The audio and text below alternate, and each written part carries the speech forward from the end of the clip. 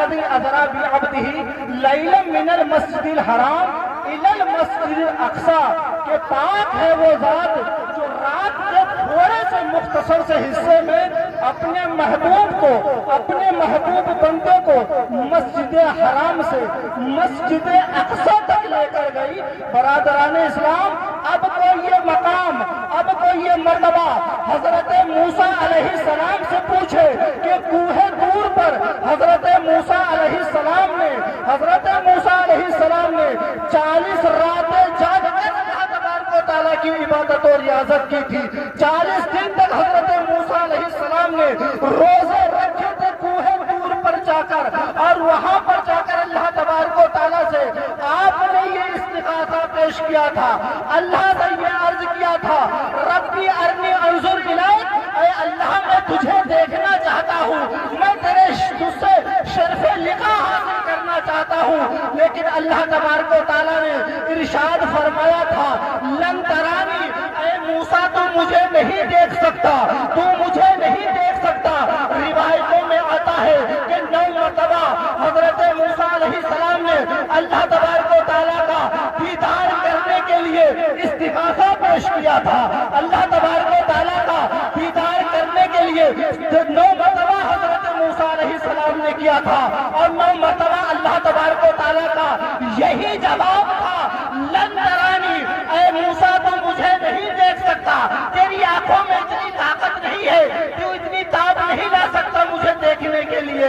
تب اللہ تبارک و تعالیٰ نے جب حضرت موسیٰ علیہ السلام کی جانب سے یہ اصرار دیکھا تو اللہ نے فرمایا، اے موسیٰ، انسانوں کے علاوہ میں نے ایک قوم ایسی بھی پیدا کی ہے، ایک مخلوق ایسی بھی پیدا کی ہے، اگر تو دیکھنا چاہتا ہے تو پہلے اسے دیکھنا پڑے گا۔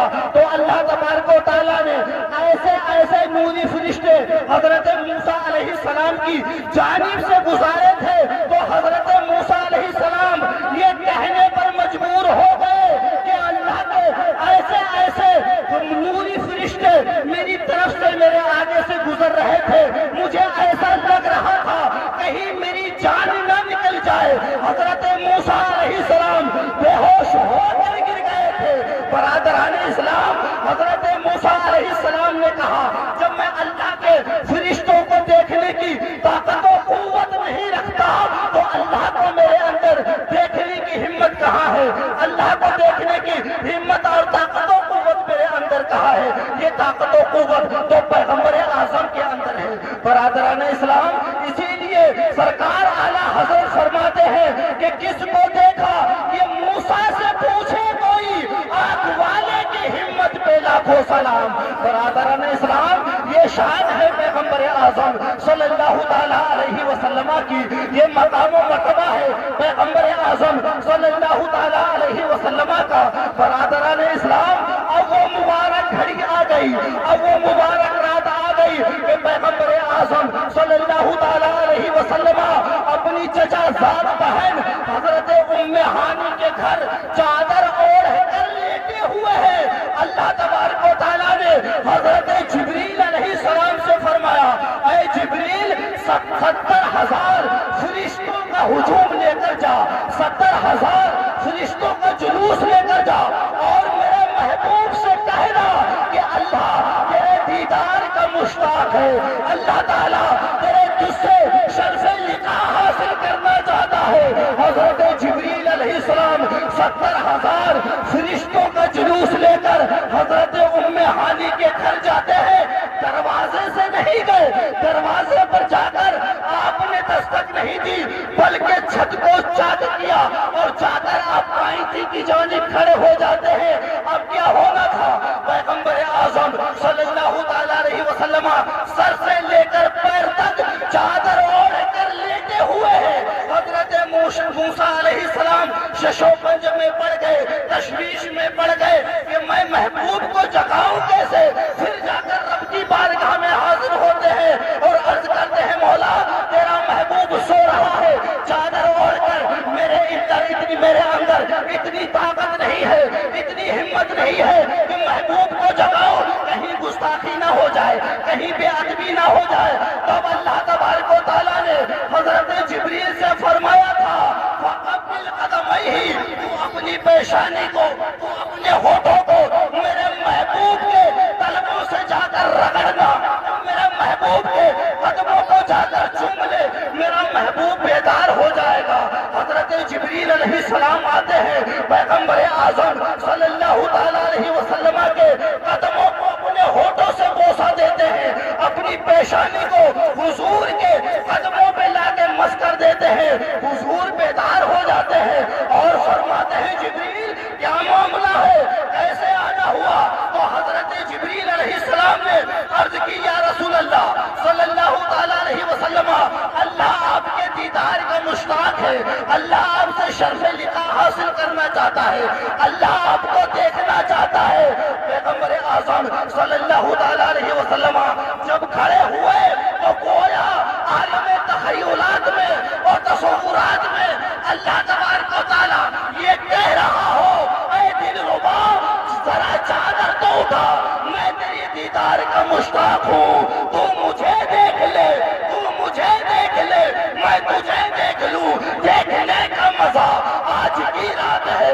برادران اسلام، حضرت جبریل علیہ السلام پیغمبر اعظم صلی اللہ تعالیٰ علیہ وسلم کو بیدار کرتے ہیں، اللہ تبارک و تعالیٰ کی جانب سے حضرت میکائیل کو یہ حکم ہوتا ہے کہ سونے کے دشت میں آب زمزم لا کر میرے محبوب کو غسل دیا جائے، اس جنتی لباس ان کو پہنایا جائے، اور اس کے بعد کیا ہونا تھا؟ حضرت آدم علیہ السلام کی پیدائش سے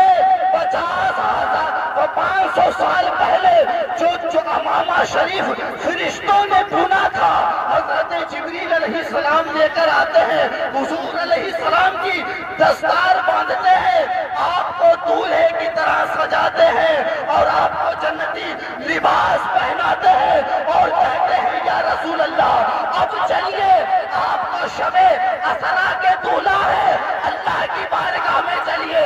پیغمبر اعظم صلی اللہ تعالیٰ علیہ وسلم اب ام ہانی کے گھر سے باہر نکلتے ہیں، کیا دیکھتے ہیں؟ براق بندھا ہوا ہے، براق کھڑا ہے، حضور صلی اللہ تعالیٰ علیہ وسلم براق پر سوار ہونا چاہتے ہیں، لیکن وہ براق شوخی میں اچھلنے لگتا ہے، اچھلنے لگتا ہے، وہ براق ناز اور نخرے کرنے لگتا ہے، بے ادبی کی وجہ سے نہیں بلکہ اس کو معلوم تھا آج شب اسرا کے دولہا کی میں سواری بننے والا ہوں، مجھے یہ سعادت ملی ہے، مجھے یہ موقع ملا ہے۔ حضور علیہ السلام براق پر سوار ہوتے ہیں اور سوار ہونے کے بعد مسجد اقصی کا آپ سفر طے کرتے ہیں، تھوڑی دیر دور ابھی چلے ہی تھے کہ حضرت جبریل علیہ السلام نے عرض کی یا رسول اللہ صلی اللہ تعالیٰ علیہ وسلم رکیے، ٹھہریے،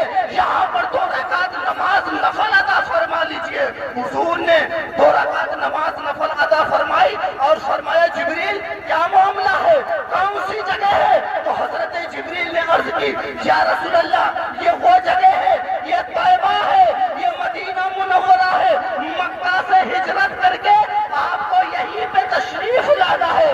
پھر تھوڑی دور آگے بڑھے تو دائنی جانب سے آواز آئی، حضور نے اس کی طرف توجہ نہ فرمائی، حضرت جبریل سے پوچھا اے جبریل کیا معاملہ ہے، یہ آواز کیسی تھی؟ تو حضرت جبریل نے عرض کی یا رسول اللہ یہ یہودیوں کا دائی تھا، یہودیت کی طرف بلا رہا تھا، اگر آپ اس کی طرف توجہ دے دیتے، اگر آپ اس کی طرف توجہ فرما دیتے تو پوری امت آپ کی یہودی ہو جاتی۔ اب بائیں جانب سے آواز آتی ہے، حضور نے فرمایا جبریل اب کیسی آواز ہے، کیا معاملہ ہے؟ عرض کی یا رسول اللہ یہ نصرانیوں کا دائی ہے، یہ نصرانیت کی طرف بلا رہا تھا، اگر آپ اس کی طرف توجہ فرما دیتے تو آپ کی پوری امت نصرانی ہو جاتی۔ تھوڑی دور مسجد اقصی کا آپ نے سفر طے کیا تھا، حضرت جبریل علیہ السلام نے عرض کی یا رسول اللہ اب پھر ٹھہریے، رکیے، 2 رکعت نماز نفل ادا فرما لیجئے۔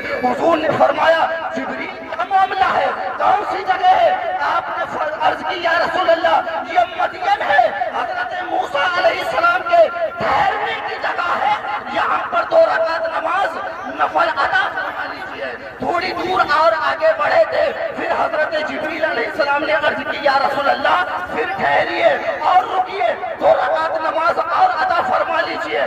آپ نے پھر فرمایا جبریل کیا معاملہ ہے، کون سی جگہ ہے؟ آپ نے فرمایا یا رسول اللہ صلی اللہ تعالیٰ علیہ وسلم یہ بیت اللحم ہے، یہ حضرت عیسیٰ علیہ السلام کی پیدائش کی جگہ ہے، یہاں پر 2 رکعت نماز ادا فرما لیجیے۔ تھوڑی دور اور آگے بڑھنا تھا، پھر حضرت جبریل علیہ السلام عرض کرتے ہیں یا رسول اللہ پھر آپ کو رکنا پڑے گا، پھر آپ کو ٹھہرنا پڑے گا، یہاں پر بھی آپ کو 2 رکعت نماز نفل ادا کرنی پڑے گی۔ حضور نے ارشاد فرمایا جبریل کیا معاملہ ہے، کون سی جگہ ہے؟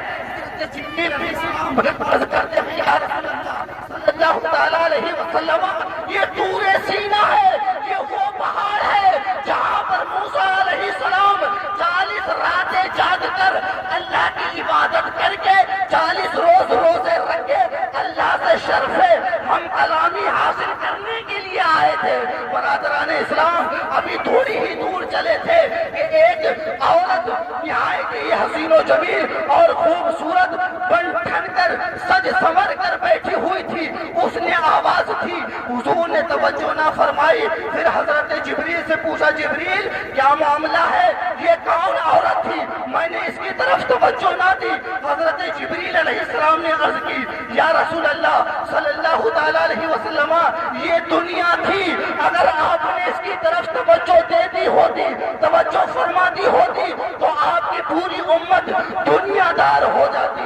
برادران اسلام ابھی تھوڑی ہی دور اور چلے تھے کہ ایک بوڑھی عورت آواز دے رہی تھی، پھر حضور علیہ السلام نے پوچھا جبریل یہ کون عورت ہے، کیوں آواز دے رہی ہے؟ حضرت جبریل علیہ السلام نے عرض کی یا رسول اللہ صلی اللہ تعالیٰ علیہ وسلم اب آپ کی امت کی عمر بہت کم رہ گئی ہے، دنیا کی عمر بہت کم رہ گئی ہے، اب اس کے بعد آپ مسجد اقصی کے دروازے پر پہنچ جاتے ہیں، براق سے نیچے تشریف لاتے ہیں۔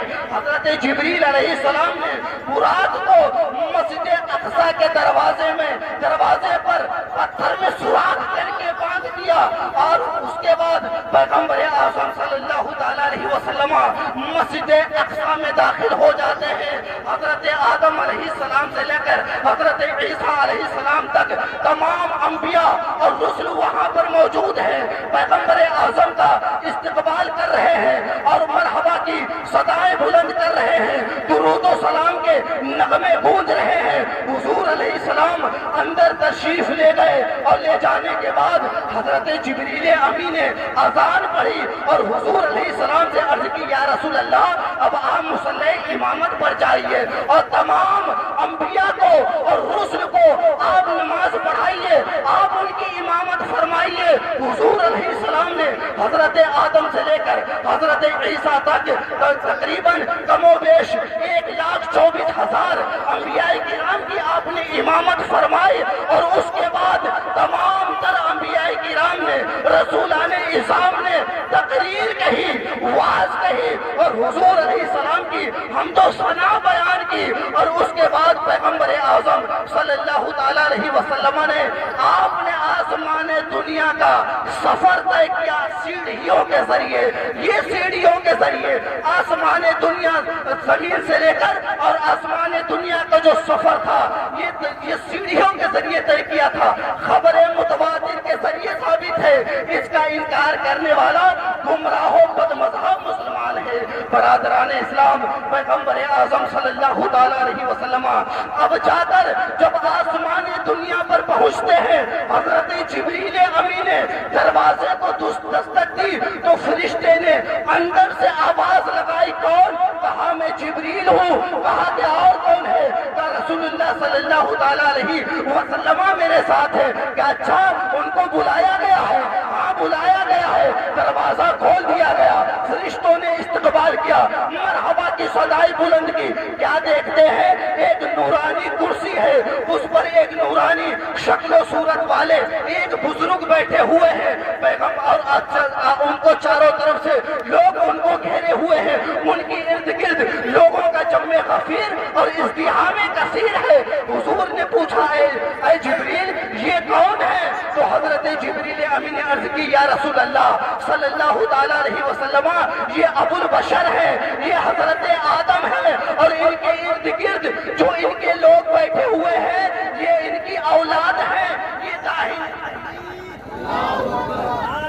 رسالت، جشن عید میلاد النبی، مسلک اعلیٰ حضرت، علماء اہل سنت، سامعین اہل سنت، نعرہ تکبیر، نعرہ رسالت، زندہ باد زندہ باد، بہت خوب ماشاءاللہ۔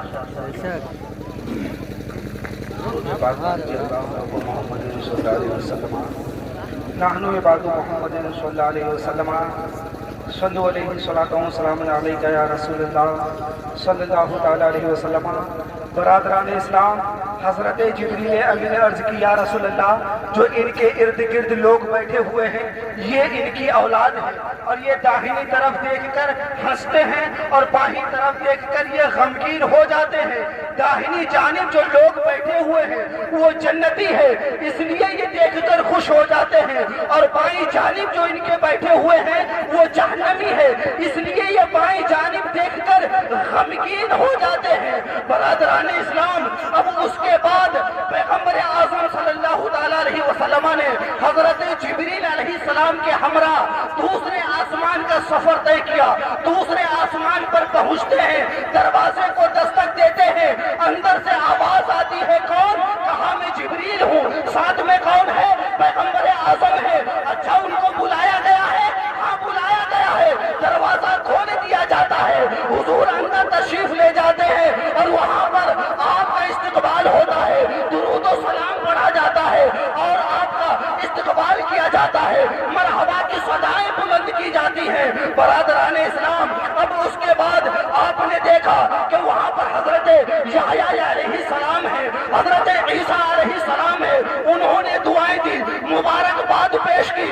آپ نے تیسرے آسمان کا سفر طے کیا، دروازے کو دستک دی، اندر سے پھر وہی آواز آتی ہے، پھر وہی جواب دیا جاتا ہے، دروازہ کھولا گیا آسمان کا۔ آپ تیسرے آسمان میں داخل ہوئے، کیا دیکھتے ہیں کہ حضرت یوسف علیہ السلام وہاں پر موجود ہے، اور انہوں نے دعائیں دی اور کہا اے صالح نبی آپ کو مبارک ہو، اللہ نے آپ کو معراج پر بلایا ہے، آپ کا استقبال کیا گیا، درود و سلام کے نغمے گائے گئے۔ اس کے بعد آپ نے چوتھے آسمان کا سفر طے کیا، دروازہ کھولا گیا، پھر وہی آواز آئی، پھر وہی جواب دیا گیا۔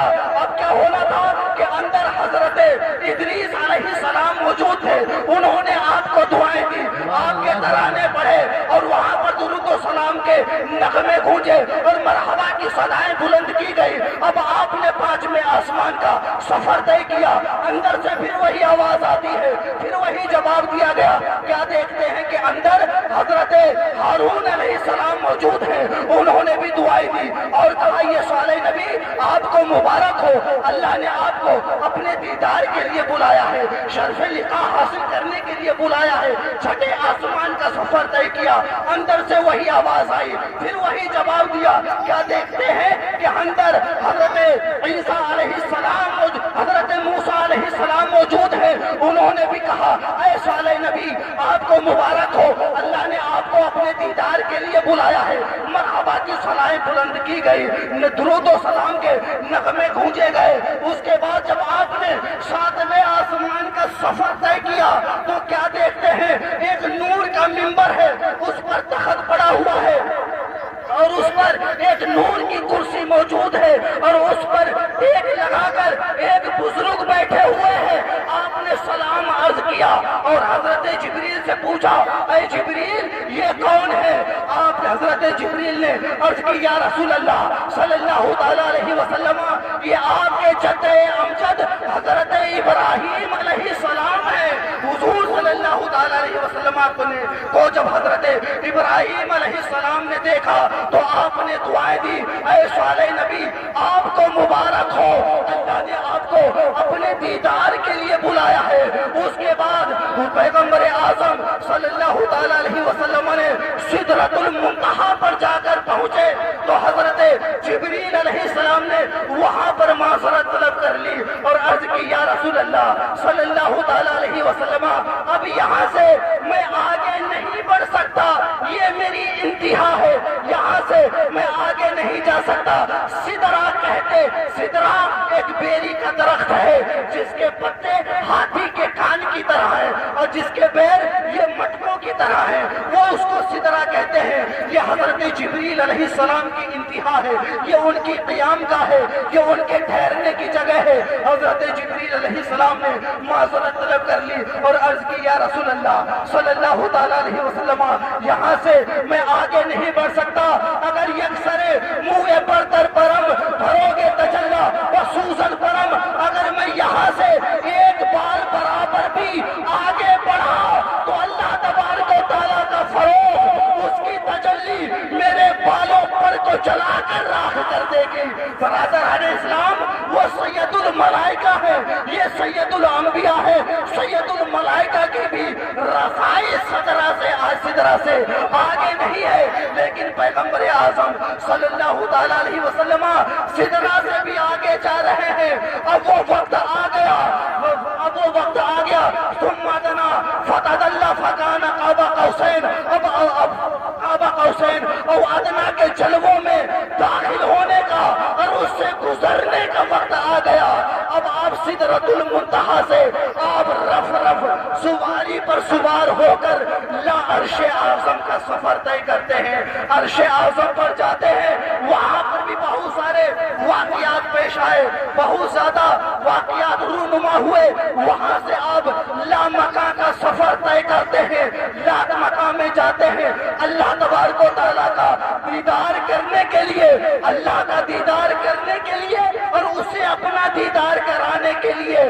آپ جب لا مکان میں 70 حجابات کو، نوری پردوں کو سے آپ گزرتے ہوئے، اس میں داخل ہوتے ہوئے جب اللہ تبارک و تعالیٰ کے پاس پہنچتے ہیں تو قرآن مقدسہ نے اس کو اس طرح سے بیان کیا ہے، ثم دنا فتدلی فکان قاب قوسین او ادنا، یعنی صرف ایک یا دو ہاتھ کا فاصلہ رہ گیا تھا حضور اور اللہ تبارک و تعالیٰ کے درمیان۔ فأوحى إلى ما أوحى، یعنی اللہ تبارک و تعالیٰ نے راز و نیاز کی باتیں اللہ تبارک و تعالیٰ سے کی، اللہ تبارک و تعالیٰ نے راز و نیاز کی باتیں پیغمبر اعظم صلی اللہ تعالیٰ علیہ وسلم سے کی۔ پیغمبر اعظم نے اللہ تبارک و تعالیٰ کا اپنے ماتھے کی نگاہوں سے دیدار کیا ہے، اور یہ فضیلت اور یہ شرف صرف پیغمبر اعظم کو حاصل ہے۔ برادران اسلام، اب پیغمبر اعظم صلی اللہ تعالیٰ علیہ وسلم کی اور اللہ تبارک و تعالیٰ کی راز و نیاز کی باتیں ہو رہی ہیں، راز کی باتیں ہو رہی ہیں، پوشیدگی اور خفیہ باتیں اللہ تبارک و تعالیٰ اور پیغمبر اعظم کے درمیان ہو رہی ہیں۔ اب اللہ تبارک و تعالیٰ نے حضور علیہ السلام سے فرمایا، اے میرے محبوب، تم دنیا سے میرے لیے کیا لے کر آئے ہو؟ تو رسول اللہ صلی اللہ تعالیٰ علیہ وسلم نے عرض کی اللہ تبارک و تعالیٰ سے، مولا التحیات والتحیات للہ والصلوات والطیبات، اللہ تبارک و تعالیٰ کے لیے تمام بدنی، مالی اور زبانی عبادتیں لے کر آیا ہوں۔ برادران اسلام، اللہ تبارک و تعالیٰ کی بارگاہ میں حضور علیہ السلام یہ تحفہ لے کر گئے تھے، یعنی بدنی عبادت کا تحفہ لے کر گئے تھے، مالی عبادت کا تحفہ لے کر گئے تھے، زبانی عبادت کا تحفہ لے کر گئے تھے۔ تب اللہ تبارک و تعالیٰ نے حضور علیہ السلام کو یہ تحفہ دیا، السلام علیکہ ایھا النبی ورحمۃ اللہ وبرکاتہ، اے نبی تم پر درود و سلام ہو۔ اللہ تبارک و تعالیٰ پیغمبر اعظم پر درود و سلام بھیج رہا ہے، لیکن یہ دو پیر کا جانور درود و سلام پڑھنے کو یہ حرام ہونے کا فتویٰ دے رہا ہے، شرک و بدعت ہونے کا فتویٰ دے رہا ہے۔ اب کیا ہونا تھا؟ جب فرشتوں نے سنا کہ پیغمبر اعظم بدنی، مالی اور زبانی عبادت کا تحفہ لے کر آئے ہیں اور اللہ تبارک و تعالیٰ نے ان کو درود و سلام کا تحفہ دیا ہے، تو فرشتے 70,000 فرشتے یہ پکار اٹھے، اشہد ان لا الہ الا اللہ واشہد ان محمدن عبدہ ورسولہ۔ برادران اسلام، اللہ تبارک و تعالیٰ نے اس تحفے کو تمام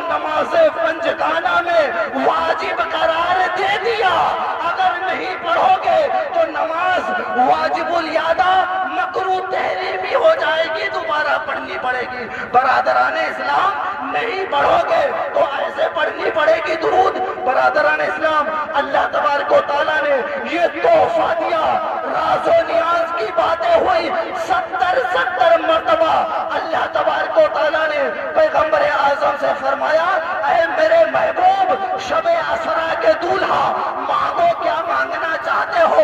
تو اللہ تبارک و تعالیٰ سے پیغمبر اعظم نے عرض کی، اے میرے مولا رب حبلی امتی، رب حبلی امتی، اے میرے رب میری امت کو میرے حوالے کر دے تاکہ بروز قیامت میں اپنی گنہگار امت کی شفاعت کر کے ان کو جنت میں داخل کرا سکوں۔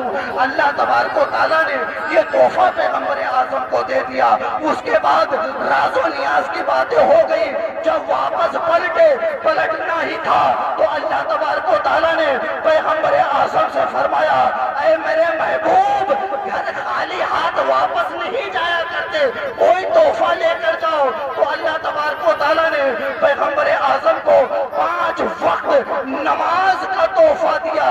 برادران اسلام، یہ نماز پنجگانہ یہ شب معراج میں اللہ تبارک و تعالیٰ نے محبوب کو دیا تھا کہ جا کر اپنی امت کو یہ شب معراج کا تحفہ دے دینا۔ برادران اسلام، یہ پیغمبر اعظم کی شان ہے، یہ ان کی رفعت ہے، یہ ان کی عظمت ہے، یہ ان کا وقار ہے، یہ ان کی توقیر ہے، یہ ان کی تقریب ہے۔ برادران اسلام، پیغمبر اعظم کو اللہ تبارک و تعالیٰ نے شب اسرا کا دولہا بنایا تھا، اپنے قرب میں بلایا تھا، راز و نیاز کی باتیں کی تھی، جنت کی بھی اللہ تبارک و تعالیٰ نے حضور کو سیر کرا۔